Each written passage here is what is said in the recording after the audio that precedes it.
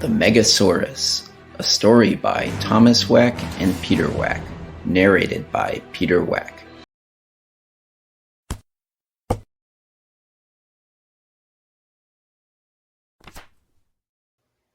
King Limelot was in trouble. His tiny, once happy beandom was in trouble. In fact, all of the tiny bean-shaped bears in his beandom were in trouble too. Whether they were green like lima beans or red like pinto beans, they were all in terrible trouble.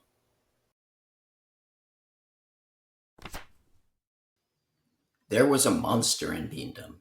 It was so big that it made the earth tremble with each pounding step, and the trees sway when it roared. Its teeth were longer than a man's hands. It was a Megasaurus, and its favorite food was beans. The king summoned his 3 wisest advisors. They were owls, of course, because everyone knows about wise old owls, and asked for their advice. Howl the Owl stepped forward and said, "Your Majesty, we must find a different food for Megasaurus, so he will not eat beans. We will feed him pancakes." The king asked Howl the Owl, "Will you help the bakers make the pancakes?"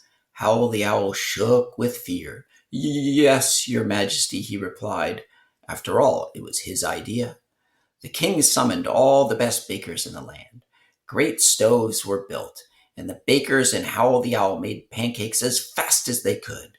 Soon there was a growing mountain of pancakes, rising higher and higher by the hour. Suddenly the beans felt the earth tremble and heard a terrible roar. The trees began to sway. The Megasaurus was coming. He sniffed the air, and with one scoop of his mighty arm, Megasaurus picked up the pancakes and swallowed them in one gulp. Then he scooped up Howl and all the bakers and swallowed them too. And the rest of the beans? They scurried to hide until Megasaurus went away. King Limelot quickly summoned his 2 remaining owls. Howl the Owl stepped forward.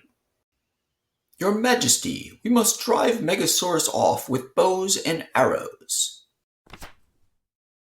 The king asked Howl the Owl, "Will you stand with the archers and fire upon Megasaurus?" Howl the Owl shook with fear. "Yes, Your Majesty," he replied. After all, it was his idea. The king summoned all the best archers in the land.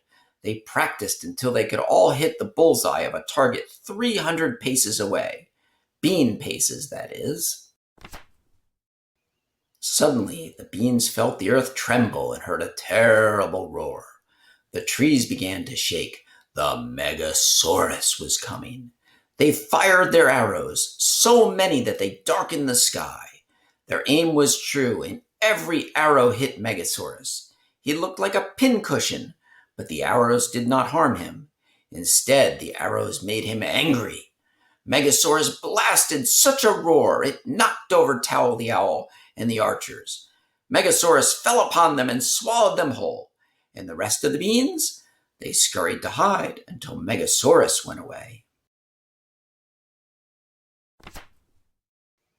King Limelot quickly summoned his last remaining owl. Howl the Owl said, "Your Majesty, we must build a big wall around Beandom." The king asked Howl the Owl, "Will you help build the wall?" Howl the Owl shook with fear. "Yes, Your Majesty," he replied.